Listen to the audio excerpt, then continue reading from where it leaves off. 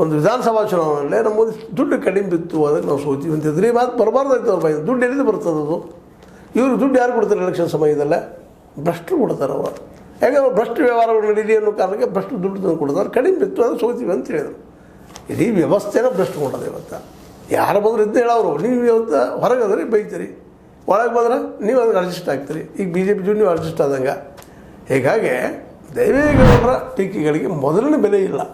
ಇಂದಿರಾ ಗಾಂಧಿ ಅವರಿದ್ದಾಗ ಆಗಿರ್ಬೋದು, ಅದಕ್ಕೆ ಪೂರ್ವದಲ್ಲಿ ಆಗಿರ್ಬೋದು, ಅವ್ರು ಟೀಕೆ ಮಾಡಿದಕ್ಕೆ ಒಂದು ವ್ಯಾಲ್ಯೂ ಇರೋದು. ಕುಟುಂಬ ರಾಜಕಾರಣ ನೀವು ಸ್ವತಃ ಟೀಕೆ ಮಾಡಿದ್ರಿ ನೀವು ದೇವೇಗೌಡರ, ಮಾಡಿಲ್ವಾ?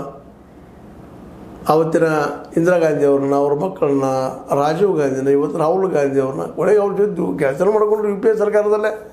ಅಂದರೆ ನಿಮ್ಮಲ್ಲಿನ ಯಾವುದು ಒಳ್ಳೆಯದು, ಯಾವುದು ನೈತಿಕತೆ, ಯಾವುದು ನೈತಿಕತೆ ಅನ್ನೋಂಥ ಒಂದು ಡೆಫಿನೆಟ್ ಒಂದು ಇದಿಲ್ಲ, ಏನೂ ಡೆಫಿನೇಷನ್ ಇಲ್ಲ. ಆದರೂ ನೀವು ಹಿರಿಯರು ಮಾತಾಡಿದಿರಿ. ಸರ್ಕಾರ ತಿದ್ಕೋಬೇಕು, ಸಿದ್ದರಾಮಯ್ಯ ಸರ್ಕಾರ ಭ್ರಷ್ಟಾಚಾರ ಕಡಿಮೆ ಮಾಡ್ಕೋಬೇಕು.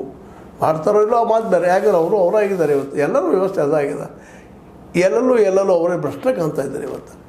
ಹೀಗಾಗಿ ದೇವೇಗೌಡರ ಈ ಆರೋಪ, ರಾಜ್ಯದಲ್ಲಿ ಕೊಡೋ ಭ್ರಷ್ಟ ಸರ್ಕಾರ ಅಂತ ಹೇಳುವಂಥ ಆರೋಪ, ಅದು ಒಂದು ನಕ್ಕು ಬಿಡುವಂಥ ವಿರೋಧ ಅಂತೇಳಿ ಅದಕ್ಕೆ ಮಾತಾಡ್ತಾರೆ. ನಾಳೆ ಕಾಂಗ್ರೆಸ್ ಜೋಡಿ ದೋಸ್ತಿ ಆದರೆ BJPನ ಬೈತಾರೆ ಅಂಥೇಳಿ ಜನಸಾಮಾನ್ಯರು ಮಾತಾಡ್ತಾ ಇದ್ದಾರೆ, ನಗ್ತಾ ಇದ್ದಾರೆ. ಈ ಪರಿಸ್ಥಿತಿಗೆ ಇವತ್ತು ದೇವೇಗೌಡರು ಬಂದು ನಿಂತಿದ್ದಾರೆ.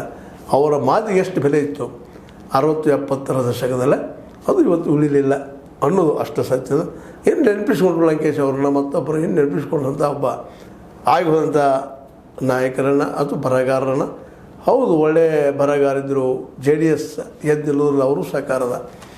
ಆದರೆ ನೀವು ಅದನ್ನು ಉಳಿಸ್ಕೊಳ್ಳಿಲ್ಲ ಅನ್ನುವಂಥದ್ದು ಮಾತ್ರ ಅಷ್ಟು ಸತ್ಯದ. ಯಾಕಂದರೆ ಒಬ್ಬ ಶುದ್ಧ ನಾಯಕ ಬೆಳೀಲಿ ಅಂತೇಳಿ ಆವತ್ತಿನ ಲಂಕೇಶ್ ಆಗಿರ್ಬೋದು, ಇನ್ನುಳಿದ ಪತ್ರಿಕೆಗಳಾಗಿರ್ಬೋದು, ಇವನು ಬೆಳೆಸೋ ಪ್ರಯತ್ನ ಮಾಡಿದರು. ಅದು ನೀವು ಇವತ್ತೇನಾಗಿದ್ರಿ, ನಿಮ್ಮ ಕೈಯಾಗದ.